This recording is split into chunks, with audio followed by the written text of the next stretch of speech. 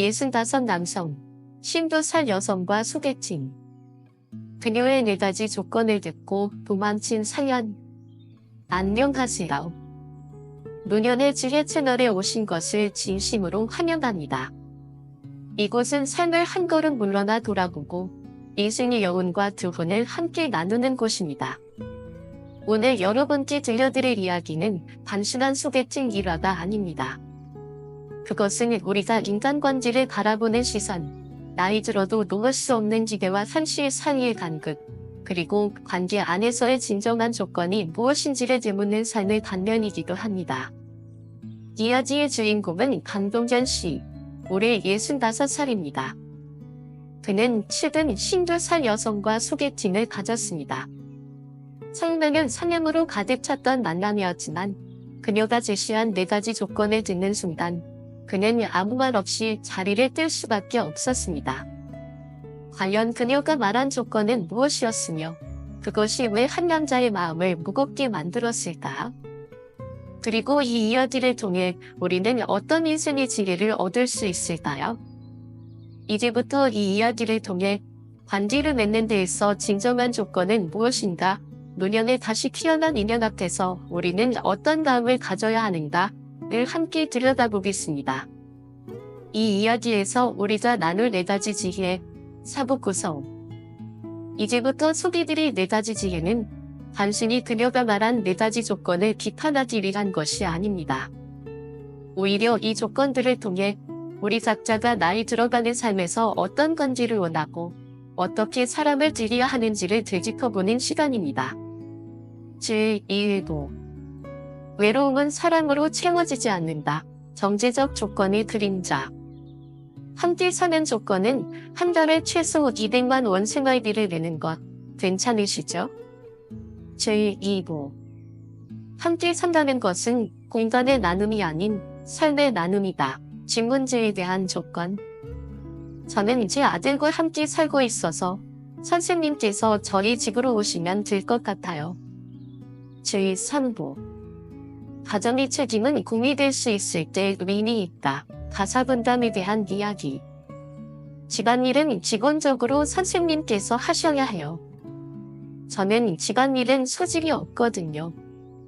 제4보 사랑은 선택이지 조건이 아니다. 관계의 속도에 대한 생각. 마음이 맞으면 바로 같이 살아보고 싶어요. 오래 만나서 시간 낭비하고 싶지 않아요. 제2보 외로움은 사랑으로 채워지지 않는다. 경제적 조건을 그림자. 강동현 씨는 조용한 성격의 소유자였습니다. 65세라는 나이에도 말끔한 외모를 유지하며 매달 70만 원 이상의 연금을 받는 은퇴자입니다. 엘리베이터가 딸린 아파트에서 혼자 살아가는 그는 아내와 사별한 뒤 홀로 된 지 3년이 넘었습니다. 가끔씩 찾아오는 정막과 고독은 시간이 지날수록 더 깊은 고요로 다가왔습니다. 그래서 그는 인생의 후반전을 함께 걸어갈 마음 따뜻한 것을 찾기로 결심했습니다. 관리인에게 조심스럽게 자신의 뜻을 전했고 얼마 지나지 않아 한 여성의 소개를 받게 되었습니다. 그녀는 52살로 간 씨보다 13살 어렸습니다. 그녀의 이름은 최예진이. 이혼 후 아들과 함께 지내고 있다고 했습니다. 그날 간 씨는 젊어 보이기 위해 머리까지 염색하고 단정한 옷차림으로 약속 장소인 아파트 단지 내 공원으로 향했습니다. 30분 넘게 기다린 끝에 그녀가 도착했습니다. 첫인사는 나쁘지 않았습니다. 그녀는 자신감 있는 목소리로 이야기에 문을 뗐습니다. 그리고 얼마 지나지 않아 첫 번째 조건이 나왔습니다. 선생님께서 생활비로 매달 200만 원 정도는 부담해 주셔야 해요. 저도 연금이 있지만 생활을 꾸려가기엔 부족하거든요. 순간 감 씨는 말없이 고개를 끄덕였지만 마음 한켠이 무거워졌습니다. 사랑은 돈으로 시작해서는 안 된다는 것이 그의 신념이었기 때문입니다. 하지만 그는 아직 이야기를 끝내지 않았습니다. 과연 그녀가 이어서 꺼낸 2번째 조건은 무엇이었을까요? 함께 산다는 것은 공간의 나눔이 아닌 삶의 나눔이다. 질문지에 대한 조건. 그녀는 제가 가는 갈 틈도 주지 않고 제 손을 다정히 잡았습니다. 우리 먼저 집 구경부터 하려. 그리고 마트 들러서 재료 좀 사와요. 제가 요리 솜씨 보여드릴게요. 그녀의 지감한 태도에 저는 잠시 당황했습니다. 그 손길이 어색하게 느껴져 조심스럽게 손을 떼며 말했습니다. 태진 씨, 아직은 공원에서 조금 더 이야기하는 게 좋을 것 같네요. 그녀는 잠시 멈칫했습니다. 자신의 성급함을 깨달았는지 당황한 표정으로 고개를 끄덕이며 대답했습니다. 알겠어요. 그럼 먼저 말씀해보세요. 강 선생님은 배우자를 찾을 때 어떤 조건을 중요하게 생각하세요? 제가 괜찮다고 생각하면 제 조건도 솔직하게 말씀드릴게요. 저는 잠시 망설이다가 천천히 말을 꺼냈습니다. 저는 격식보다 진심을 중시합니다. 무엇보다 저는 대화를 나눌 수 있는 지적인 분을 찾고 있어요. 사회적 자리에서 성숙함을 보일 수 있고 나이를 떠나 진심으로 교감할 수 있는 사람이었으면 합니다. 그녀는 조용히 고개를 들어 저를 바라보았습니다.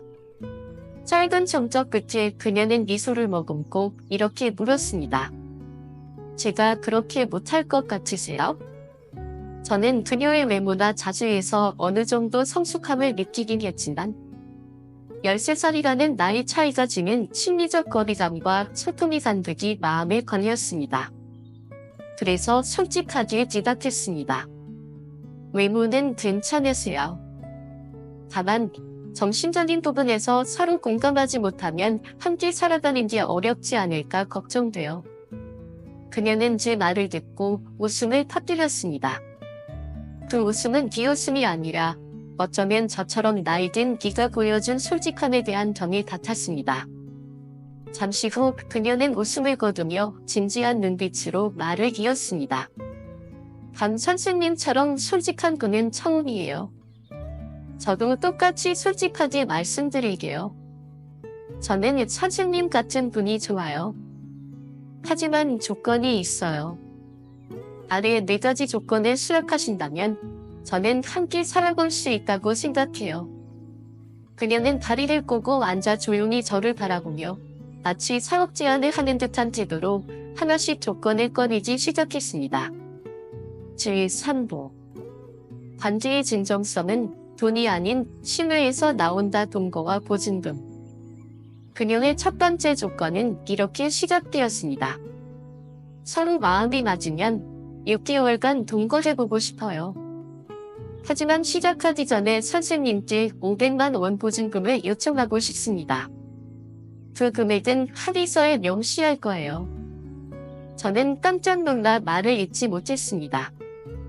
그녀는 저의 당황스러움을 눈치채지 못한 채 계속 설명했습니다. 그 돈은 저에게 진정성을 보여주는 증거가 될 거예요. 그리고 저도 불안하지 않게 시작할 수 있는 기간이 되어주고요. 만약 동거 기간이 끝났는데 서로 맞지 않는다고 느껴진다면 저는 그 기간에 맞춰 일부 금액을 돌려드릴게요. 그리고 평화롭게 헤어질 수 있었으면 해요. 그녀는 이 말을 너무도 자연스럽게 했습니다. 마치 오랜 시간 고민한 끝에 정리된 논리처럼 말이죠. 그러나 제 마음속에서는 깊은 회의가 일기 시작했습니다. 나는 사랑을 시작하며 보증금이라는 단어를 듣고 싶지 않았습니다. 그것은 감정의 도류가 아니라 계약의 시작처럼 느껴졌습니다. 하지만 저는 아직 판단을 요구했습니다.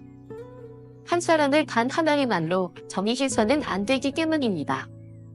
그렇다면 제가 조용히 말을 이었습니다. 나머지 조건들도 한번 들어보고 싶니다. 그녀는 고개를 끄덕이며 다음 조건을 꺼내 들었습니다. 제4보. 나이 들수록 중요한 건 기억이 아니라 현재가 결혼사진과 여행. 우리가 동거를 하게 된다면 그녀는 입을 열었습니다.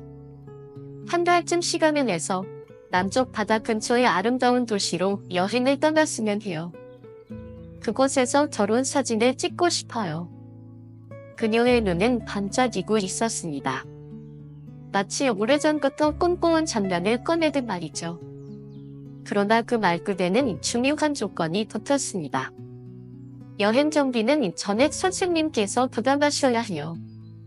그녀는 단단하게 말했습니다. 제가 선생님의 곁에서 훌륭한 동반자가 되어드릴게요. 마음도 챙기고 건강도 살피고 무엇보다 따뜻하게 돌봐드릴 자신이 있어요. 그러니 이 여행은 선생님이 저를 위해 베푸는 의미로 받아들이고 싶어요. 그 순간 저는 혼란스러웠습니다. 그녀의 말 한마디 한마디는 어느 정도 논리가 있었지만 그 안에는 한 가지 빠져 있었습니다. 함께라는 단어였습니다. 관계는 주고받은 게 아닌 함께함에서 시작되는 법입니다. 그러나 그녀의 조건들은 점점 요구에 가까워지고 있었습니다. 이제 남은 조건은 2가지. 그리고 저는 그녀의 진심을 그 마지막 2 조건에서 조금 더 들여다보기로 했습니다. 사랑이라는 이름으로 지뢰를 요구하지 말라, 연금카드와 통제. 그녀는 3번째 요구 조건을 꺼냈습니다. 그 목소리는 평온했지만 그 속에는 어딘가 단호함이 깃들어 있었습니다. 6개월 동거 후 우리는 결혼 등록을 했으면 해요. 그리고 결혼을 하게 되면 저는 가정의 주인이 되고 싶어요. 그녀는 말을 멈추지 않았습니다. 그러니까 선생님의 연금 카드를 제게 맡겨주세요. 저는 그걸로 가정을 꾸려갈 테고 선생님은 매달 정해진 용돈만 사용하시면 됩니다. 혹시라도 정해진 범위 이상을 쓰시게 된다면 그에 대한 벌칙이 있어야겠죠. 그녀는 그 말을 너무도 티연하게 꺼냈습니다. 마치 가정이란 작은 회사를 운영하듯 수입과 지출을 관리하고 대책을 설정하며 상대를 통제하려는 듯했습니다. 저는 순간적으로 어린 시절 아이들이 가족놀이를 하며 서로 역할을 정하고 규칙을 만드는 모습이 떠올랐습니다. 그 무심한 말들이 가볍게 들려야 마땅했지만 제 뒤엔 너무 무겁게 들렸습니다. 평생을 살아오며 겪은 수많은 굴곡과 경험이 제게 가르쳐준 것은 단 하나. 사랑은 신의 안에서 튀어나와야 한다는 것이었습니다. 누군가의 통제로 유지되는 관계는 결국 언젠가 부서질 수밖에 없다는 진실이죠. 그럼에도 저는 감정을 내색하지 않았습니다. 그녀는 여전히 4번째 조건이 남아있다는 듯 눈빛을 반짝였습니다. 그리고 그녀의 마지막 요구는 그 어떤 조건보다도 저를 놀라게 만들었습니다. 다음 장에서는 사랑이란 이름으로 허용되어야 할 거리와 경지에 대해 이야기합니다. 제6부 관계에는 거리의 미학이 필요하다. 별도 침실과 독립. 그녀는 조심스레 말을 이었습니다. 사실 저는 10년 넘게 혼자 살아왔어요. 혼자 자는 것에도 익숙해졌죠. 그래서 동거든 결혼이든 각자의 방과 침대는 따로 써야 한다고 생각해요. 그녀의 눈빛은 진지했습니다. 그 말엔 나름의 이유와 삶의 흔적이 담겨 있었습니다. 10년의 독신 생활은 그녀를 스스로를 지키는 방식으로 단련시켰을지도 모릅니다. 그러나 이 말은 또 한편으론 함께한다는 개념을 다시 묻는 질문이기도 했습니다. 같은 집에 산다는 것이 정말로 함께인 걸까? 몸은 가까이 있어도 마음은 서로 다른 분 뒤에 가든지 살아간다면 그것이 과연 진정한 동반자 관계일까? 그녀는 말을 이었습니다. 대신 집안일은 제가 다 할게요. 명절 준비도 책임질 거고 식탁에서 일어나기 힘들 정도로 맛있는 음식도 해드릴게요. 저는 시들지 않는 꽃이에요. 남자의 입맛뿐 아니라 마음까지도 사로잡을 수 있어요. 그녀는 자신을 하나의 완벽한 패키지로 포장해 내 앞에 내놓았습니다. 그 안엔 배려도 있었지만 어딘가 어긋난 현실 감각도 함께 담겨 있었습니다. 그녀가 모든 이야기를 끝내자 저는 조용히 그녀를 바라보았습니다. 그 눈빛 속엔 지금 결정하라는 구원의 메시지가 담겨 있었습니다.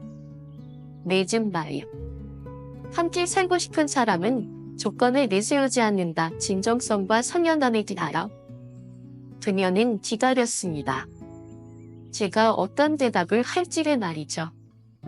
하지만 저는 그녀의 4가지 조건을 떠올리며 조용히 말했습니다. 죄송하지만 말씀하신 조건들은 제가 받아들이기 어려울 것 같습니다. 그리고 급히 일이 생겼다는 핑계를 대며 천천히 자리에서 일어났습니다. 그녀가 급잡기라도 할까봐 저는 뒷말 없이 빠르게 공원을 나섰습니다. 차가운 바람이 얼굴을 스치고 지나갔지만 마음 한켠은 오히려 가벼워졌습니다. 저는 이렇게 생각했습니다. 사람이 사람을 만날 때 가장 중요한 것은 진정성과 선량함입니다. 아무리 아름답고 매력적인 사람이라 해도 그의 마음속에 타인을 지려하는 온기와 진심이 없다면 그 사람은 결국 삶을 함께 나눌 수 없는 이가 됩니다. 사랑은 조건을 채우는 거래가 아닙니다. 함께 늙어가고 싶은 사람은 조건을 내세우기보다 옆에 앉아 조용히 손을 내밀 줄 아는 사람입니다. 노년이 되어 만나는 인연은 청춘과는 또 다른 방식으로 다가옵니다. 그 인연이 따뜻하기 위해서는 나이보다도 마음이 성숙해야 하며 조건보다도 존중이 앞서야 합니다. 나이든 사람은 더 솔직하다. 재혼 열풍소 진짜 동반자를 찾는다는가. 그날 저는 조용히 그러나 분명한 결심을 내렸습니다. 억지로 맞춰가며 살아야 하는 인연이라면 차라리 혼자 남는 삶을 택하겠다. 삶이 복잡하고 고달파지는 것보다는 익숙한 외로움과 동행하는 것이 오히려 편안할지도 모른다는 생각이 들었습니다. 그 외로움이 비록 차갑긴 해도 나의 평온을 위협하지는 않으니까요. 그날 이후로 저는 이상적인 동반자라는 말의 의미를 다시 되새기게 되었습니다. 그것은 외모도 조건도 아닌 마음을 나눌 수 있는 사람. 나를 있는 그대로 바라봐 줄 수 있는 사람. 그리고 무엇보다도 존중과 여백을 아는 사연이었습니다. 이야기를 마무리하며 저는 문득 이런 질문을 드리고 싶습니다. 왜 요즘 노년층 사이에서 재혼이 이렇게 활발하게 이루어지고 있을까요? 단순히 외로움 때문일까요? 아니면 늦은 나이에도 여전히 사랑받고 싶은 인간의 본능일까요? 여기에는 조금 더 깊이 들여다볼 만한 이유가 있습니다. 최근 몇 년간 한국에서는 노년층을 대상으로 한 데이트 프로그램이 인기를 끌고 있습니다. 특히 퉁그른 결투 하자. 늦었지만 괜찮아 결투는 방송기에 신선한 바람을 불러일으켰습니다. 그곳에서는 할머니들이 이렇게 말합니다. 내 스타일 아니야. 솔직히 말할게요. 젊은 남자들과 다르게 없네. 믿음이 안 가면 다음 사람 빨리 찾아가죠. 이렇듯 날카롭고도 직설적인 발언은 오히려 대중에게 큰 인기를 끌었습니다. 할아버지들의 신중한 반응과 맞물리며 그들의 데이트 장면은 유쾌함과 통찰을 동시에 안겨주었고 SNS와 커뮤니티에서는 연일 화제였습니다. 핸드폰만 켜면 노년층 데이트 프로그램만 보게 돼요. 이거 정상인가요? 2년째 데이트 프로그램 보는데 너무 좋아요. 말도 짧고 핵심만 콕콕. 많은 시청자들이 그렇게 말했습니다. 제8고 노년의 데이트가 젊은 세대보다 더 진지한 이유. 노년층의 데이트는 단순한 설렘이나 감정의 소용돌이보다 훨씬 깊고 명확한 목적을 지닙니다. 그들은 삶을 반 이상 살아온 이들입니다. 젊은 시절의 사람처럼 눈빛 하나의 휘청이기보다는 삶의 파도를 건너온 자유지혜로 사람을 대합니다. 이들은 이미 결혼에 실패해본 경험이 있거나 아쉬움을 남긴 관계를 지나온 사람들이기에 자신의 필요와 한계, 마음이 원하는 바를 더 정확히 알고 있습니다. 그리고 이제는 감정이 휘둘리기보다 과연 이 사람과 남은 삶을 함께 걸어갈 수 있을까를 먼저 생각하게 되는 것입니다. 그러나 이 유쾌하고도 진솔한 프로그램들 아래에는 우리가 잊지 말아야 할 한 가지 현실적인 진실이 숨겨져 있습니다. 제9부 노년의 고독, 그늘을 마주하다 통지가 보여지는 진짜 이야기. 킬스타트 통지에 따르면 2022년 11월 기준 한국의 65세 이상 인구는 약 950만 명. 그중 약 21.8%, 약 170만 명이 혼자 살고 있는 것으로 나타났습니다. 이 수치는 해마다 증가하고 있으며 그 이유는 단순히 기호자의 사망만이 아닙니다. 이혼, 자녀와의 단절, 고립된 삶, 모두가 노년층을 외로움 속으로 밀어넣고 있습니다. 늦었지만 괜찮아의 편집장 간혜진 씨는 이렇게 말합니다. 요즘은 자녀들이 곁에 없어 외로움을 크게 느끼는 노인들이 많아요. 이 프로그램에 참여하는 어르신들은 대부분 인생에서 큰 굴곡을 겪은 분들입니다. 실패한 결혼, 오랜 투병, 심지어 죽음을 준비하는 분들까지도 계시죠. 기술이 아무리 발달해도 사람과 사람 사이의 마음의 거리는 쉽게 좁혀지지 않습니다. 물질적으로는 풍요로울지 몰라도 정서적 결핍은 오히려 더 깊어지는 시대입니다. 내진의 통찰. 인생 후반기이면 조건이 아닌 온기로부터 어느 시청자께서 이런 말을 하신 적이 있습니다. 늙는 것이 두렵지 않아요. 다만 늙었을 때 함께 이야기 나눌 사람이 없다면 그건 참 슬플 것 같아요. 그 말이 제 마음속에 오래 남았습니다.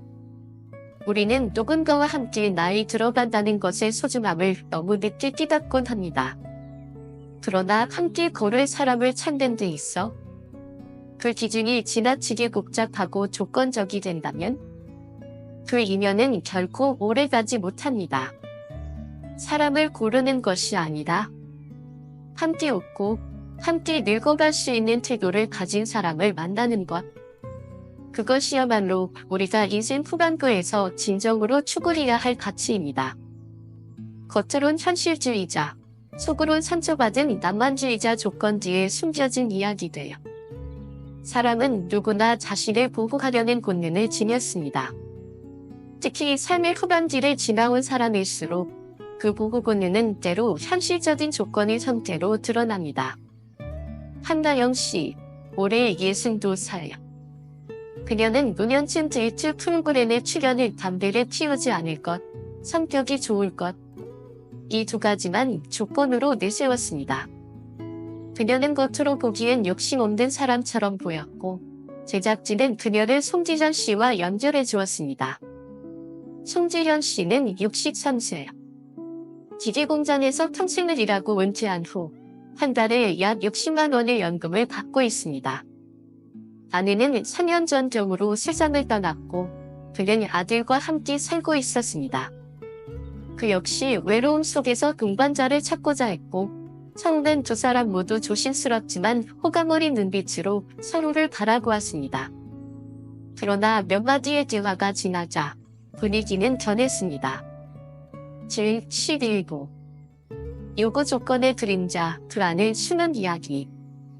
한나영 씨는 개가 도중 새로운 조건들을 제시했습니다.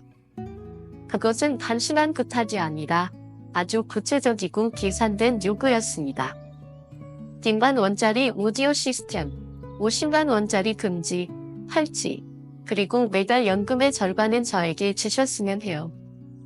이 말을 들은 속 씨는 눈난 얼굴로 이렇게 말했습니다. 아직 관계를 시작한 것도 아닌데 이건 마치 결혼 지참금처럼 느껴지네요. 방송을 본 많은 네티즌들도 비슷한 반응을 보였습니다. 할머니, 이건 데이트지 결혼식이 아니잖아요. 처음 만남에서 사자 같은 요구를 하시면 누가 견디겠어요. 하지만 이 이야기는 여기서 끝나지 않았습니다. 한나영 씨의 과거가 방송을 통해 알려지자 디라는 어느새 이해와 연민으로 바뀌기 시작했습니다. 제12부 조건지에 감춰진 말 못할 사연. 한여영 씨는 두 번의 결혼에서 모두 깊은 상처를 입은 사람이었습니다. 첫 번째 남편은 술에 취해 가정폭력을 일삼았고 그녀는 겨우 5살이던 딸을 위해 그 폭력을 참고 견뎌야 했습니다. 오랫동안 참은 끝에 딸이 성장하자 결국 그녀는 이혼을 선택했습니다. 하지만 두 번째 결혼은 더 가혹했습니다. 그 남자는 처음엔 자상하고 열정적이었지만 시간이 흐르며 본 모습을 드러냈습니다. 게으르고 무책임했으며 돈도 벌지 않은 채 아내의 수입에 의존하며 술과 담배를 요구했습니다. 심지어 외도까지 일삼던 그는 어느 날 편지만 남긴 채 가출해버렸습니다. 이 모든 것을 견뎌낸 그녀는 마음 깊은 곳에 결코 다시는 속지 않겠다. 결투는 다짐을 새기게 되었습니다. 그녀의 조건은 탐욕이 아니었습니다. 그것은 자신을 지키기 위한 방어막, 지극히 인간적인 자고책이었습니다. 즉, 식선보. 상처 입은 사람의 조건은 방패가 되기도 한다. 사랑은 조건 없이 주어져야 한다는 말은 이상적이지만 현실 속에서 조건을 꺼내는 노인들의 마음속엔 두려움과 후회가 숨겨져 있습니다. 그들은 말합니다. 저는 실패하고 싶지 않아요. 이번엔 정말 제대로 된 사람과 살고 싶어요. 내 돈, 내 감정, 내 삶. 다시는 함부로 허락하고 싶지 않아요. 이처럼 겉으로 보기엔 냉철하고 현실적인 요구처럼 보이지만 그 뿌리는 오히려 아름다운 순수함에서 비롯된 경우가 많습니다. 그리고 그 순수함은 수없이 무너지고 다치고 재심당한 끝에 스스로를 보호하는 법을 배운 결과입니다. 그래서 우리는 그들의 말 한마디, 행동 하나를 단순히 판단하기보다 그 말 뒤에 숨겨진 이야기를 먼저 들어주어야 합니다. 매일매일 2분.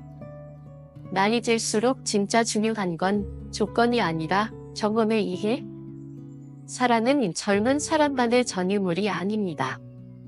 인생을 단 이상 걸어온 이들에게도 사랑은 여전히 필요하고 간절하며 무겁고 진지한 감정입니다. 조건을 내세우는 사람을 비난하기보다는 그들이 그 조건에 다다르기까지 얼마나 많은 눈물과 고민을 지나왔는지를 돌아볼 줄 알아야 합니다. 조건이 잘못이 아니라 그 조건에 대하는 우리의 태도가 문제인 것입니다. 마지막으로 우리 모두에게 드리는 질문. 여러분은 사랑 앞에서 어떤 태도를 갖고 계신가요? 누군가의 요구 조건을 들었을 때 그 요구를 꺼낸 사람의 지난 상처와 경험을 먼저 떠올릴 수 있나요? 그렇다면 당신은 이미 인생의 지혜를 얻은 사람입니다. 그리고 그런 사람이야말로 누군가에게 진정한 동반자가 되어줄 수 있는 준비가 된 사람입니다. 한 번의 사랑이 진짜 행복을 부르는 이유. 한 번의 인연에서 진정한 행복을 원한다면 무엇보다도 현실적인 문제를 초반부터 솔직하게 나누는 것이 중요합니다. 사랑은 상념으로 시작되지만 지속되는 사랑은 이해와 책임, 그리고 용기 있는 대화로 완성됩니다. 심리학자 에릭 에릭슨은 이렇게 말했습니다. 인생을 되돌아보며 지나온 세월이 의미 있고 행복하였다는 느낌을 가질 때 사람은 죽음 앞에서도 평온할 수 있다. 문현진이 사랑을 갈망하는 이유는 단순히 감정적인 욕구 때문이 아닙니다. 그들은 이미 인생의 끝자락에 와 있기 때문에 지나가는 하루하루를 더욱 깊고 소중히 여기게 됩니다. 그래서 동반자를 찾고자 하는 욕구는 젊은 시절보다 오히려 더 절박하고 더 간절할 수 있습니다. 제15부. 고독과 공허함, 그리고 손을 내밀 줄 아는 용기. 늦었지만 괜찮아 프로그램에서 한 할아버지는 시청자들의 마음을 흔드는 장면을 남겼습니다. 그는 뇌졸중으로 쓰러진 아내를 5년 동안 간호한 끝에 아내가 세상을 떠난 지 23일 만에 데이트 프로그램에 출연했습니다. 그 이유를 묻자 그는 짧게 대답했습니다. 혼자 있는 걸 견딜 수 없었습니다. 그는 그곳에서 배우자를 잃은 지 23년이 된 할머니를 만났습니다. 그녀는 담담하게 말했습니다. 23일의 외로움이다. 23년의 외로움이다. 결국 본질적으로는 다르지 않아요. 그 장면은 수많은 사람들의 마음을 움직였습니다. 두 사람은 방송에서 서로의 손을 잡았고 그 다음날 아침 함께 식사를 하며 조용한 웃음을 나누었습니다. 그들의 표정은 말했습니다. 이것이야말로 우리가 평생 찾아 헤맨 진짜 행복이 아니다. 삶은 언제나 예측할 수 없는 흐름 속에 놓여 있습니다. 어떤 동반자가 끝까지 곁에 있을지 누구도 장담할 수 없습니다. 하지만 비바람 부는 인생길을 함께 견뎌줄 단 한 사람. 그 한 사람을 만날 수 있다면 그 자체로도 우리의 인생은 긴다는 가치가 집니다. 내지는 인상 외로움을 이해하는 마음. 그것이 진짜 사랑입니다. 남부생활지의 한 지사에서 데이트 프로그램에 참여한 한 할아버지는 이렇게 말했습니다. 나이가 들수록 외로움은 더 깊어지고 결국 삶으로부터 고립됩니다. 존 더는 이런 말을 남겼습니다. 어느 누구도 참처럼 홀로 존재할 수 없다. 사람은 누구나 연결을 필요로 합니다. 특히 노년층에게는 따뜻한 말 한마디, 따뜻한 눈길 하나다. 삶을 버텨낼 수 있는 가장 강한 힘이 됩니다. 부모님이나 주변의 어르신이 새로운 동반자를 찾고자 한다면 그 선택을 이해하고 응원해주는 태도야말로 진짜 사랑과 효도입니다. 그들의 인생은 그들 자신의 삶입니다. 그 어떤 상황에서도 감정적 욕구를 무시하거나 엄두르게 해서는 안 됩니다. 진심 어린 지지와 이해는 그분들이 인생의 마지막 계절을 따뜻하게 보낼 수 있도록 하는 가장 큰 사랑의 표현이 될 것입니다. 마무리 인사 진심으로 감사합니다. 이야기를 끝까지 들어주신 여러분께 진심으로 감사드립니다. 혹시 이 이야기가 마음에 와 닿으셨다면 좋아요를 눌러주시고 소중한 사람과 공유해보세요. 채널을 구독해주시면 앞으로도 더 많은 따뜻한 이야기로 찾아뵙겠습니다. 그리고 여러분과 여러분의 가족 모두가 언제나 편안하고 행복한 인연 속에서 살아가시길 진심으로 기도드립니다. 다음 영상에서도 삶을 다시 바라보는 따뜻한 시선과 함께 여러분을 기다리겠습니다. 감사합니다.